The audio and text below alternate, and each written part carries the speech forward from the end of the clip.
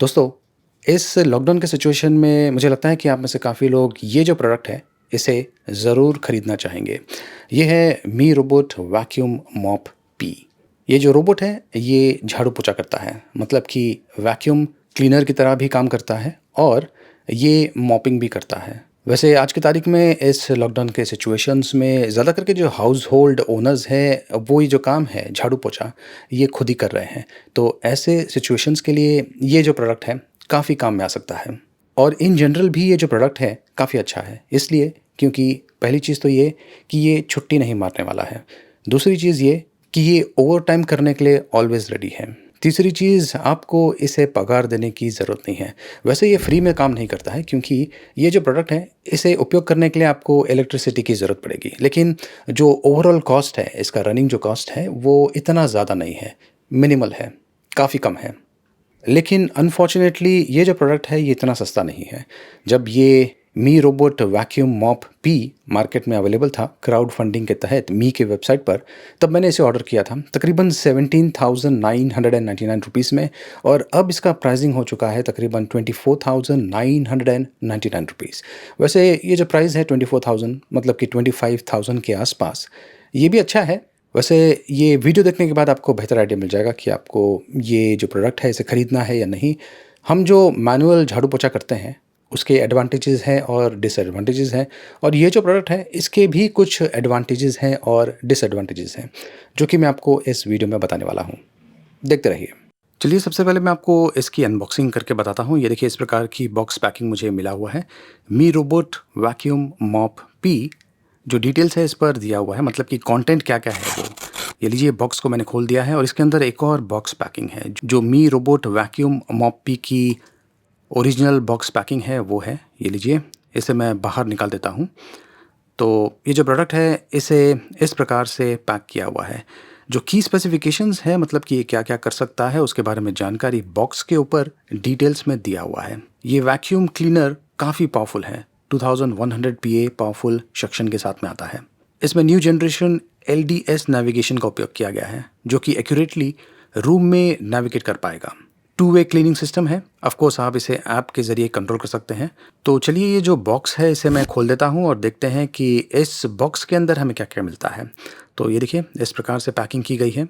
ये कार्डबोर्ड को मैं निकाल देता हूँ। इसे ट्विस्ट करते ही यहाँ पर आपको कुछ एक्सेसरीज़ मिल जाएँगे। तो ये जो बॉक्स है, इसमें आपको साइड ब्रश मिलते हैं। ये देखिए, ये 2 साइड ब्रशेज़ हैं, जो कि बहुत ही इम्पोर्टेंट है। ये इस बॉक्स के अंदर दिया हुआ है। क्लीनिंग के लिए ये काफ़ी काम में आता है और इसे आपको अटैच करना है। इसके अलावा ये मॉप पैड होल्डर दिया हुआ है, जिसके ऊपर एक वेट मॉप पैड लगा हुआ है, और ये है वारंटी बुकलेट, जिसमें आपको वारंटी के बारे में जानकारी मिल जाएगी। तो ये है मॉप पैड होल्डर। ये देखिए, पीछे इंस्ट्रक्शंस दिया हुआ है किस प्रकार से आप इसे अटैच कर सकते हैं, और जैसे कि मैंने कहा, इसके ऊपर एक वेट मॉप पैड लगा हुआ है। ये वेल्क्रो के ज़रिए अटैच किया हुआ है और बड़ी आसानी से ये लग जाता है। उसके बारे में मैं आपको आगे चल के बताऊँगा। बॉक्स में आपको ऑफ कोर्स ये रोबोट वैक्यूम क्लीनर मिलता है। इस प्रकार का दिखता है, ग्लॉसी ब्लैक फिनिशिंग के साथ में आता है और नीचे से ये इस प्रकार का दिखता है। चलिए देखते हैं कि इसके अलावा बॉक्स में हमें क्या-क्या मिलता है। और भी कुछ चीज़ें हैं। ये देखिए, यहाँ पर कुछ और एक्सेसरीज़ हैं। ये मॉइस्ट मॉप पैड है। ये है एसी अडैप्टर, जो चार्जिंग डॉक है उसके साथ में अटैच होने वाला है। और ये है 2 in 1 डस्ट कंपार्टमेंट और वाटर टैंक। ये वैक्यूम के लिए और मॉपिंग के लिए काम में आता है। ये देखिए, इस प्रकार का है। इसमें आप पानी भर सकते हैं। और ये है चार्जिंग डॉक, जो कि 20 वोल्ट पावर कंज्यूम करता है। इससे आपको आइडिया मिल गया होगा कि ये कितना पावर एफिशिएंट होगा। ये जो चार्जिंग डॉक है, इसका उपयोग करके जो वैक्यूम क्लीनर है, इसे आप चार्ज कर पाएंगे। तो ये है मी रोबोट वैक्यूम मॉप पी। और ये जो चार्जिंग डॉक है, इसके ऊपर पॉइंट्स है, जो कि कनेक्ट होने पर ये जो वैक्यूम क्लीनर है ऑटोमेटिकली चार्ज हो जाएगा। बिल्ड और फिनिशिंग बहुत ही बढ़िया है। थोड़ा सा भारी किस्म का है, आप इसे फील कर सकते हैं। ये कवर है और ये बटन्स दिया हुआ है, फंक्शन बटन्स। इस बटन के नीचे यहाँ पर कोलिजन सेंसर दिया हुआ है। ये है आईआर रिसीवर सेंसर, और नीचे से ये इस प्रकार का दिखता है। ये है मॉप पैड असेंबली, जहाँ पर आप जो मॉप पैड है, इसे अटैच कर सकते हैं, खास करके जब आपको मॉपिंग करना है, तो पोछा लगाना है, तो मतलब ये रोबोट करने वाला है, आपको नहीं करना है। और ये है लेफ़्ट व्हील्स, ये है राइट व्हील्स। यहाँ पर स्पेशल ब्रश भी दिया हुआ है, जो कि क्लीनिंग के लिए काफ़ी काम में आता है। और ये है बैटरी पैक जहाँ पर बिल्ट इन बैटरी है। ये जो भाग आप देख रहे हैं यहाँ पर आपको जो साइड ब्रश है उसे अटैच करना है। ये है क्लिफ सेंसर, ताकि ये जो रोबोट क्लीनर है ये गिरे नहीं, खास करके स्टेयरकेसेस से। यहाँ पर ये जो चीज़ है इसे आपको निकालना है। ये जो कवर है इसे मैं निकालता हूँ। इस प्रकार से इस कवर को आप निकाल सकते हैं और देख सकते हैं कि अंदर ब्रश भी दिया हुआ है और इसके अलावा अंदर आपको एक डस्ट कंपार्टमेंट भी मिलता है। ये जो कंपार्टमेंट है ये ऑलरेडी इसमें लगा हुआ है, अटैचमेंट है इस प्रकार का। आप इसे आसानी से निकाल सकते हैं और आपको फिक्स करना है तो इस प्रकार से आप इसे फिक्स कर सकते हैं। इस पर जो डस्ट कलेक्ट होता है वो यहाँ पर जमा हो जाता है, तो जमा होने के बाद आपको इसे क्लीन करना पड़ेगा। तो इस प्रकार के 2 कंपार्टमेंट्स हैं, ट्रांसपेरेंट वो डस्ट के लिए है और ये जो है ये कंपार्टमेंट ये mopping as well as dust collection के लिए है। तो इसमें आप पानी भर सकते हैं, उसके लिए यहाँ पर अटैचमेंट दिया हुआ है। यहाँ पर रबर कवरिंग है, इसे निकालते ही ये जो भाग है, जो होल है, यहाँ पर आप पानी भर सकते हैं। तो मॉपिंग के लिए आप इसका उपयोग कर सकते हैं। चार्जिंग डॉक को मैंने अटैच कर दिया है और चार्जिंग डॉक को ऑन कर दिया है, लाइट ऑन हो गई है। और सबसे पहले तो आपको ये जो रोबोट है इसे नज़दीक लेके आना है, जो चार्जिंग पॉइंट्स हैं उन्हें मैच करना है और ये देखिए अब ये चार्ज होना शुरू हो चुका है। अब ये चार्ज हो रहा है और ये एक तरह से तैयार भी है। हम एप्लीकेशन का उपयोग कर सकते हैं, उसके लिए जो QR कोड है वो यूज़र मैनुअल में दिया हुआ है। ये बेसिकली मी होम एप्लीकेशन है, इसे मैंने ऑलरेडी इंस्टॉल कर दिया है और आपको जो सेटअप प्रोसेस है उसे फॉलो करना है। इस प्रोसेस में जो रोबोट है उसे आपको आपका जो वाईफाई है, राउटर का वाईफाई, उसके साथ में कनेक्ट करना है और ये सेटअप मैंने कर दिया है। और यहाँ पे देखिए आपको ये सारे ऑप्शंस मिलते हैं। तो यहाँ पर आप वैक्यूम और मॉप या फिर मॉप ऑप्शंस का उपयोग कर सकते हैं। 4 मोड्स दिया हुआ है, साइलेंट, स्टैंडर्ड, मीडियम, टर्बो। और ये जो साइड ब्रश है इसे आपको यहाँ पर फिक्स करना है, थोड़ा सा प्रेस कीजिए ताकि ये लॉक हो जाए। तो इस मी रोबोट वैक्यूम मॉप पी को यूज़ करना बहुत ही आसान है। अगर आप चाहें तो डायरेक्टली जो बटन्स दिया हुआ है, फंक्शनल बटन्स, उसका उपयोग करके इस रोबोट को स्टार्ट कर सकते हैं। ऑटोमेटिकली ये आपके घर के हर एक कोने में जाएगा और एक तरह से मैप भी क्रिएट करता है। अगर आपको वो मैप देखना है तो उसके लिए आपको जो एप्लीकेशन है उसका उपयोग करना पड़ेगा।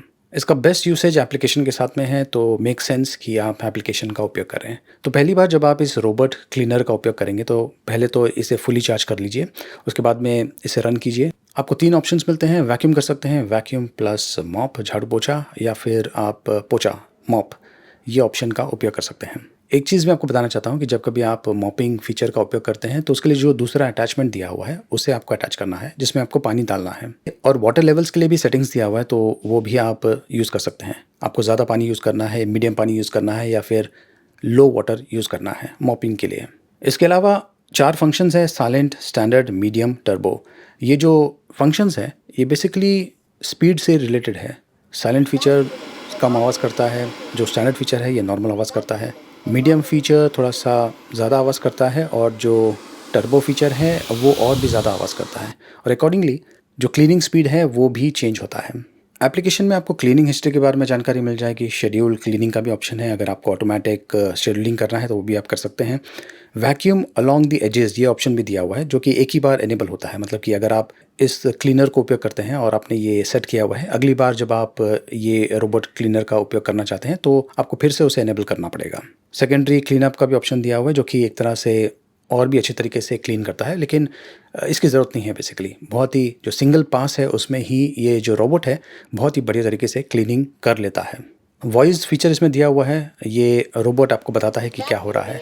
जो क्लीनिंग प्रोसेस है वो ऑफ हो जाता है, तो ये जो रोबोट है ऑटोमेटिकली जो चार्जिंग डॉक है उसके पास आके डॉक कर लेता है और अपने आप को चार्ज करना शुरू कर देता है। इसी प्रकार से अगर आपका जो घर है काफ़ी बड़ा है और मान लीजिए जो बैटरी है वो लो हो जाती है, तो ये जो रोबोट है ऑटोमेटिकली जो चार्जिंग डॉक है उसके पास आ जाएगा।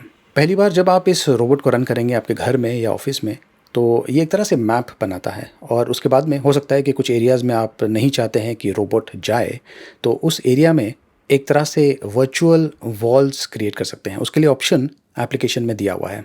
तो वर्चुअल वॉल या फिर जो रिस्ट्रिक्टेड एरियाज़ है उसे आप डिफ़ाइन कर सकते हैं और ये जो रोबोट है वो उस एरिया में नहीं जाएगा। एरिया एडिटर का भी ऑप्शन है, अगर आपको स्पेसिफिक एरिया को क्लीन करना है तो वो भी आप कर सकते हैं। रिमोट कंट्रोल का भी ऑप्शन दिया हुआ है। मान लीजिए कोई स्पेसिफिक एरिया गंदा है और आपको वो स्पेसिफिक एरिया को क्लीन करना है, तो उसके लिए आप ये मैनुअल मोड का उपयोग कर सकते हैं। आप रोबोट को कंट्रोल कर सकते हैं। वैसे इसकी जो क्लीनिंग क्वालिटी है इससे मैं काफ़ी इम्प्रेस्ड हूँ। जब पहली बार इसका मैंने उपयोग किया, ड्राई रन किया था, मतलब कि जो स्वीपिंग मोड है, वैक्यूम मोड, उसी का ही उपयोग किया था। काफ़ी अच्छा था। उसके बाद में मैंने वैक्यूम प्लस मॉपिंग ये ऑप्शन का उपयोग किया था, वो भी काफ़ी इम्प्रेसिव रहा। तो इस रोबोट का सबसे बड़ा एडवांटेज ये है कि ये एक ऑटोमेटेड प्रोसेस है। आपने इसे एक बार सेट कर दिया, ये ऑटोमेटिकली आपके घर को क्लीन कर देगा।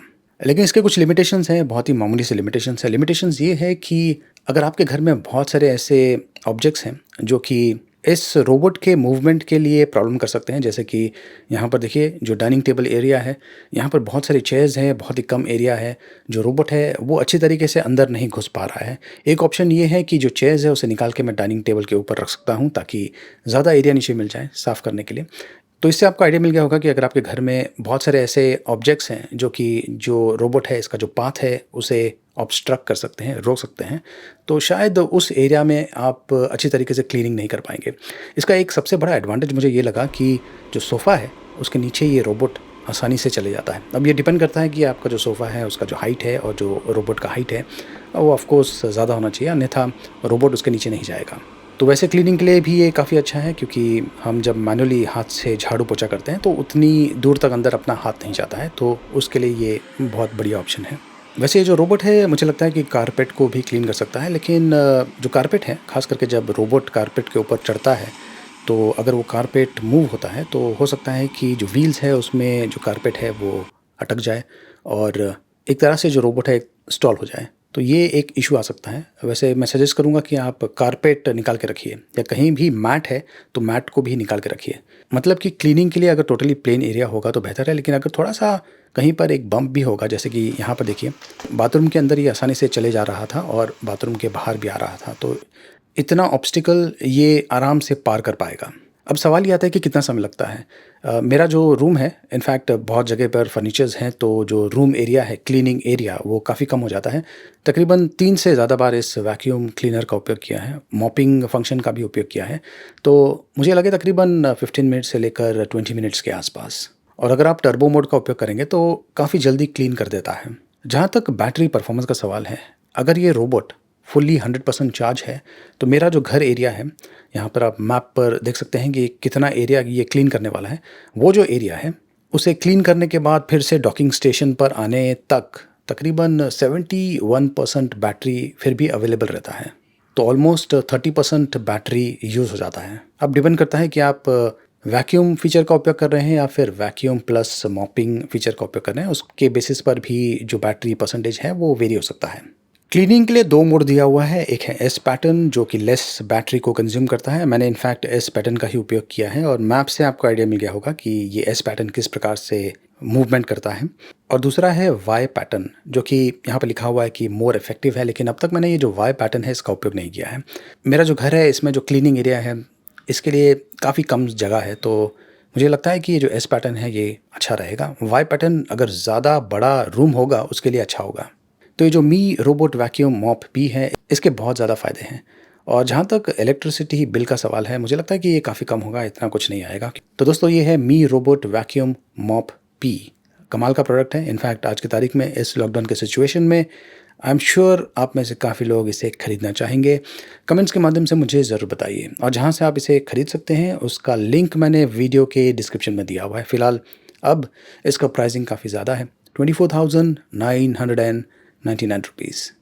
देखते रहिए।